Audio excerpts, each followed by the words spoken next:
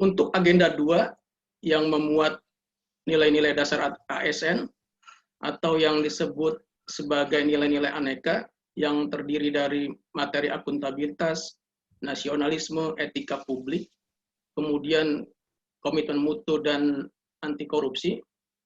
Pada dasarnya tujuan dari pembelajaran agenda 2 ini tidak lain adalah untuk membekali Bapak Ibu dengan nilai-nilai dasar yang dibutuhkan dalam menjalankan tugas jabatan sebagai PNS secara profesional, sebagai pelayan masyarakat yang meliputi kemampuan berakuntabilitas, kemudian mengedepankan kepentingan nasional, menjunjung tinggi standar etika publik, berinovasi untuk peningkatan mutu pelaksanaan tugas jabatan, dan tidak korupsi dan mendorong percepatan pemberantasan korupsi di lingkungan instansi tempat atau Bapak Ibu bekerja. Itu jadi pada dasarnya tujuan dari agenda 2 adalah itu. Kemudian terkait dengan materi etika publik lebih dipahami sebagai refleksi atas baik, buruk, benar, salah yang harus dilaksanakan atau dilakukan, atau bagaimana melakukan yang baik atau benar dalam pelaksanaan tugas kita sebagai pelayan publik, kemudian sebagai perekat dan penguat persatuan. Selain itu, etika publik juga merupakan refleksi berupa gerakan kesadaran, refleksi kritis yang mengarahkan bagaimana nilai-nilai kejujuran, kayak seperti solidaritas, keadilan, kesetaraan, dan lain-lain, dipraktekkan dalam wujud keprihatinan dan kepedulian terhadap kesejahteraan masyarakat atau kebaikan orang lain atau orang banyak. Kemudian ada juga yang mengatakan bahwa etika merupakan sistem penilaian perilaku serta keyakinan untuk menentukan perbuatan yang pantas guna menjamin adanya perlindungan hak-hak individu, mencakup cara-cara dalam pengambilan keputusan untuk membantu membedakan hal-hal yang baik dan yang buruk, serta mengarahkan apa yang seharusnya dilakukan sesuai nilai-nilai yang dianut. Kemudian terkait dengan kode etik adalah aturan-aturan yang mengatur tingkah laku dalam suatu kelompok. Sudut pandangnya hanya ditujukan pada hal-hal yang prinsip dalam bentuk ketentuan-ketentuan tertulis. Untuk nilai-nilai dasar etika publik itu tercantum dalam pasal 4 Undang-Undang Nomor 5 Tahun 2014 tentang ASN. Sedangkan untuk kode etik dan kode perilaku terdapat dalam pasal 5 Undang-Undang Nomor 5 Tahun 2014 tentang ASN. Kemudian untuk kita terkait dengan kode etik, untuk ASN di lingkungan Kementerian Hukum dan HAM itu pada dasarnya secara khusus sudah diatur dalam Permenkumham nomor 21 tahun 2017 itu tentang kode etik dan kode perilaku pegawai Kementerian Hukum dan HAM. Jadi kode etik dan kode perilaku tersebut dibangun berdasarkan pada nilai pasti, yaitu profesional, akuntabel, sinergi, transparan, dan inovatif. Jadi nilai-nilai inilah yang wajib kita sebagai ASN di Kementerian Hukum dan HAM harus menerapkan nilai-nilai ini, nilai-nilai pasti, baik dalam lingkungan tugas atau di kantor maupun di luar lingkungan tugas, di masyarakat atau di tempat kita tinggal. Jadi tata nilai pasti ini harus kita wujudkan. Itu yang diatur dalam Permenkumham, yang juga merupakan turunan dari Undang-Undang ASN. Dengan diterapkannya kode etik aparatur sipil negara, diharapkan bahwa perilaku kita sebagai ASN itu harus berubah. Berubah dari penguasa menjadi pelayan, berubah dari wewenang menjadi peranan, dan menyadari bahwa jabatan publik adalah amanah yang harus kita pertanggungjawabkan baik kepada pencipta kita secara akhirat maupun di dunia. Ini sekilas tentang etika publik. Jadi yang pertama kita pendalaman penguatan terkait etika publik terlebih dahulu. Ya, Pak Rusdi, semangat. Bapak Ya, berbagi pengetahuan yang apa yang telah saya dapatkan di MOOC, Pak. Izin, Pak. iya silakan. Izin, Pak. Di mana etika publik yang saya pahamin adalah benar yang seperti yang telah Bapak kemukakan, yang telah Bapak sampaikan, di mana inti dari etika publik merupakan sebuah standar atau norma yang menentukan baik atau buruknya serta benar atau salah sebuah perilaku, Pak, tindakan dan keputusan untuk mengarahkan kebijakan publik dan dalam rangka menjalankan tanggung jawab pelayanan publik, Pak. Sedangkan yang terkait komitmen mutu, Pak, yang saya pahamin merupakan sebuah wujud kepuasan masyarakat yang menerima layanan dari pemerintah. Itu aja, Pak. Izin, Pak. Izin Pak menambahkan, Pak. Silakan. Iya Pak, yang saya pahami tentang etika publik merupakan refleksi dari suatu standar atau norma yang menentukan apakah sesuatu itu baik atau benar dalam rangka mengarahkan kebijakan publik dalam menjalankan tanggung jawab pelayanan publik. Etika publik memiliki 3 dimensi utama. Yang pertama yaitu kualitas pelayanan, di mana sebagai pelayan publik kita harus mampu memberikan kualitas pelayanan yang tepat, jujur, akurat, dan mampu membantu masyarakat untuk memenuhi semua keperluannya. Yang kedua yaitu aspek dimensi modalitas yang berkaitan dengan tanggung jawab, di mana ada 3 aspek pentingnya yaitu akuntabel, transparan, dan netral.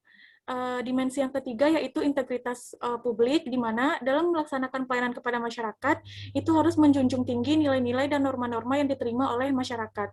Nah, di sini pentingnya etika publik itu menyangkut terhadap 2 aspek. Yang pertama yaitu kewaspadaan profesional dan kewaspadaan spiritual, di mana sebagai pelayan publik kita harus memiliki kewaspadaan profesional dalam artian ketika kita memberikan pelayanan publik kepada masyarakat, kita harus memiliki kemampuan, dan kemampuan itu didasarkan pada peraturan-peraturan dan SOP yang berlaku. Sedangkan kewaspadaan spiritual itu dimaksudkan bahwa kita sebagai pelayan publik harus mampu memiliki sikap dan akhlak yang terpuji, jujur, tidak diskriminatif, dan sepenuh hati dalam melayani masyarakat. Sekian, Pak. Ya. Izin Pak menambahkan jawaban saya Terus sendiri tadi, Pak. Yes. Tadi menurut saya belum lengkap, Pak. Karena etika publik, Pak. Iya, nggak apa-apa. Bagus. Terus. Etika publik yang berkaitan dengan pelayanan publik, menurut saya, Pak, ada 3 fokus utama. Yang pertama, terkait pelayanan publik yang berkualitas dan relevan. Kemudian, dari sisi dimensi reflektif, etika publik berfungsi sebagai bantuan dalam untuk menimbang pilihan sarana kebijakan publik dan alat evaluasi. Kemudian yang terakhir, kaitannya dengan etika publik dengan pelayanan publik sebagai modalitas etika, yaitu sebagai penghubung antara norma, moral, dan tindakan faktual, Pak. Izin, Pak. Izin, Bapak. Oke, Ibu Nirwana ya? Ya, Pak. Nah, menurut pemahaman saya tentang etika publik adalah suatu sikap yang ditentukan baik buruknya suatu perilaku. Nah, untuk baik buruknya suatu perilaku tersebut distandarkan dalam aturan-aturan yang berlaku. Jadi, kan kadang itu baik buruk di kita dan di orang lain itu berbeda. Nah, jadi distandarkan dalam suatu peraturan, baik itu di dalam Undang-Undang Dasar 1945 atau Undang-Undang Nomor 5 Tahun 2010 tentang ASN, tentang kalau etika publik, saya paling ingin menambahkan dari teman-teman dan dari penjelasan dari Bapak aja ya, Pak. Kalau dari penjelasannya sendiri kan, kode etika publik itu kan refleksi tentang standar atau norma yang menentukan baik atau buruk, benar atau salah, perilaku, tindakan, dan keputusan kan Pak, yang untuk mengarahkan kebijakan publik dalam rangka menjalankan tanggung jawab pelayanan publik. Nah, paling saya ingin menambahkan dari bentuk-bentuk etika yang bisa diimplikasikan sih Pak. Tadi sudah beberapa dijelaskan oleh Mbak Nadila, yaitu kayak pentingnya etika dalam urusan publik, lalu ada penggunaan kekuasaan, konflik kepentingan, sumber-sumber kode etik bagi ASN, dan yang terakhir ada implikasi kode etik dalam pelayanan publik.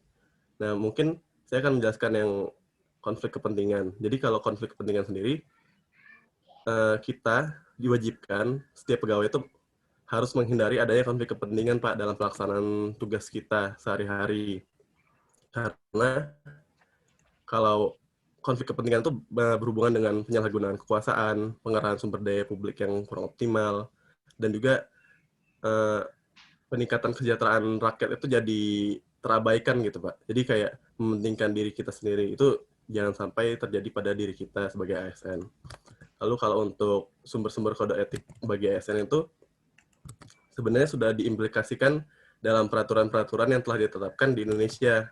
Kayak tadi yang sudah Bapak sebutkan, misalkan contohnya sudah diimplikasikan di peraturan pemerintah nomor 21 tahun 1975 dan PP nomor 42 2004, PP 53 2010 segitu Pak, yang tentang disiplin PNS. Lalu kalau tadi yang penggunaan kekuasaan juga yang termasuk dalam bentuk-bentuk kode etiknya itu tuh lebih ke berhubungan dengan penggunaan legitimasi kebijakan Pak. Kalau legitimasi itu kayak kewenangan atau keabsahan. Nah di sini nih dibagi jadi 3, yaitu ada legitimasi kekuasaan, legitimasi sosiologis, sama legitimasi etis. Kalau legitimasi kekuasaan tuh lebih ke bukan ke di Indonesia sih, kalau di kekuasaan tuh lebih kayak masyarakat tuh tunduk pada kekuasaan raja-raja. Karena mereka percaya bahwa raja itu satu-satunya manusia yang megang amanat Tuhan gitu. Kalau sosiologis, proses interaksi di dalam masyarakat yang memungkinkan sebagian besar kelompok sosial setuju bahwa seseorang patut memimpin mereka dalam periode pemerintahan tertentu. Lalu yang terakhir ada legitimasi etis, itu berhubungan dengan norma etika menjadi penopang dari berbagai ideologi dan aturan-aturan hukum yang terdapat di dalam masyarakat. Mungkin itu sih Pak yang saya ingin jelaskan dari bentuk-bentuk kode etiknya Pak. Izin Bapak? Ya, silakan. Izin ingin menyampaikan pemahaman saya mengenai etika publik. Jadi etika sendiri kan sebagaimana tadi udah dijelasin sama teman-teman, etika merupakan standar apa yang dianggap baik ataupun buruk dalam berperilaku. Nah, sedangkan etika publik itu berarti norma-norma yang mengatur perilaku manusia yang dapat diterima oleh publik atau oleh masyarakat luas. Nah, sedangkan aturan-aturan yang mengatur perilaku dalam suatu organisasi itu berarti yang disebut dengan kode etik. Nah, tadi juga sempat disebutkan bahwa kode etik ASN itu, kode etik ASN di Kemenkumham itu diatur di dalam Undang-Undang Nomor 20 tahun 2017. Nah, Permenkumham, maaf Pak. Permenkumham. Nah, selain itu saya kan sebagai sebagai bagian dari Inspektorat Jenderal yang salah satu tugas utamanya adalah pengawasan, berarti kan banyak yang merupakan auditor intern pemerintah ya Pak. Nah, saya pernah baca mengenai kode etik dari auditor intern pemerintah, yaitu terdiri dari beberapa prinsip Pak. Yang pertama itu adalah integritas, menjaga integritas. Yang kedua objektivitas, yaitu berarti bersikap jujur dan tidak dipengaruhi oleh pendapat orang lain gitu, pendapat dari orang-orang sekitar. Nah, habis itu auditor intern pemerintah juga harus menjaga dan yang keempat harus memiliki kompetensi, jadi harus selalu memiliki keterampilan pengetahuan terkait dengan pekerjaannya tersebut. Kemudian sikap selanjutnya adalah akuntabel, dan yang paling terakhir adalah berperilaku profesional. Intinya, menurut saya ASN selain selain harus mempunyai kompetensi yang biasa seperti pengetahuan, ilmu, kreativitas dan lain-lain, ASN juga harus memiliki kompetensi di bidang etika. Karena kalau misalnya ASN ini nggak memiliki kompetensi etika, maka akan cenderung berbahaya. Jadi sikapnya akan jadi kurang peka, kurang peduli, maupun bersikap diskriminatif. Kurang lebih seperti itu, Bapak. Ya. Terima kasih. Iya, saya setuju betul tuh terkait dengan etika atau moral. Makanya saya kalau di kantor tuh sering candaan. Biasanya candaan saya itu suka bilang gelar aja ditinggiin, tapi adab nggak ada. Kalau bahasanya kan adab ya atau moral, itu biasa juga seperti itu. Memang ketika sudah tidak memiliki moral, tidak beretika, maka itu akan berpengaruh terhadap kinerja kita atau secara pribadi maupun secara instansi. Baik, lanjut lagi. Izin Pak. Ya, Bu Rati. Ya, izin Pak untuk sedikit menambahkan ya Pak. Ya. Terkait tentang kebutuhan adanya moral dan etika itu ya Pak ya. Karena memang di masa sekarang ini memang timbul ketimpangan seperti itu Pak. Ada kesenjangan sosial antara masyarakat yang kurang beruntung dan yang berada seperti itu. Dan peran dari etika publik ini untuk menjadikan lajur pada ASN untuk bersikap, karena tanpa kompetensi etika itu kita bisa kurang empati terhadap masyarakat yang kurang mampu seperti itu. Seperti kalau pada prakteknya ya Pak, kita memberikan pelayanan. Kemudian ada masyarakat yang karena kurang mampu itu dia harus bersusah payah untuk datang ke layanan kita. Kalau kita tidak memberikan layanan yang maksimal, itu terkesan sangat menyedihkan untuk kalangan yang sudah sulit untuk mengakses seperti itu. Jadi kita perlu profesional dan perlu menjunjung tinggi etika publik untuk istilahnya memberikan tenggang rasa pada orang yang siapapun yang kita berikan layanan seperti itu. Dan lebih lanjut untuk kode etik ya Pak. Menurut saya kode etik kita sebagai ASN itu ada berlipat-lipat. Baik sebagai ASN sendiri ada aturan kode etiknya. Sebagai insan pengayoman Kemenkumham, ada Permenkumhamnya juga kode etiknya. Dan sebagai untuk profesi masing-masing, jabatan fungsional masing-masing, juga ada kode etiknya, kode etik profesi. Menurut saya adanya seluruh rel dan aturan tersebut, terutama untuk kode etik profesi, itu untuk menumbuhkan kepercayaan menurut saya. Kepercayaan pada masyarakat agar masyarakat tidak hilang kepercayaan pada golongan profesi tersebut atau kepada ASN pada umumnya. Karena kalau kita sudah kehilangan kepercayaannya masyarakat, kita sudah tidak dipercaya lagi untuk melakukan hal-hal pemerintahan seperti itu, Pak. Mungkin seperti itu. Terima kasih. Izin Pak, saya sepakat dengan pendapat dan penjelasan dari teman-teman bahwa etika publik itu merupakan refleksi tentang standar, norma yang menentukan baik buruk atau benar salah perilaku kita dalam menjalankan tanggung jawab kita sebagai pelayan publik. Prasetya. Ya Pak, izin Pak. Ya, silakan Pak. Saya menyampaikan dari saya Pak. Pertama terkait etika. Etika adalah refleksi atas baik buruk atau benar salah yang harus dilakukan atau bagaimana melakukan yang baik atau benar. Sementara etika publik adalah refleksi tentang standar atau norma yang menentukan baik buruknya tindakan dan keputusan untuk mengarahkan kebijakan publik dalam rangka menjalankan tanggung jawab pelayanan publik. Nah, terkait tentang itu, kita memiliki kode etik, di mana kode etik adalah aturan-aturan yang mengatur tingkah laku dalam suatu kelompok khusus. Sudut pandangnya hanya ditujukan pada hal-hal prinsip dalam bentuk ketentuan tertulis. Nah, seperti tadi yang disampaikan sama Mbak Rati juga, bahwa kode etik itu banyak, dan untuk kita masing-masing profesi juga ada kode etiknya. Nah, kode etik profesi ini mengatur tingkah laku atau etika dalam masyarakat melalui ketentuan-ketentuan tertulis untuk profesi atau sekelompok profesional tertentu. Kemudian Pak, terkait etika publik ini kan berkaitan tentang pelayanan publik. Jadi ada 3 fokus utama dalam pelayanan publik, di mana pelayanan publik yang pertama adalah pelayanan publik yang berkualitas dan relevan. Dengan adanya etika publik itu akan menunjukkan bahwa pelayanan publik itu sudah berkualitas dan relevan. Kemudian etika publik ini juga berfungsi sebagai dimensi reflektif Pak, dalam menimbang pilihan sarana kebijakan publik dan juga sebagai alat evaluasi.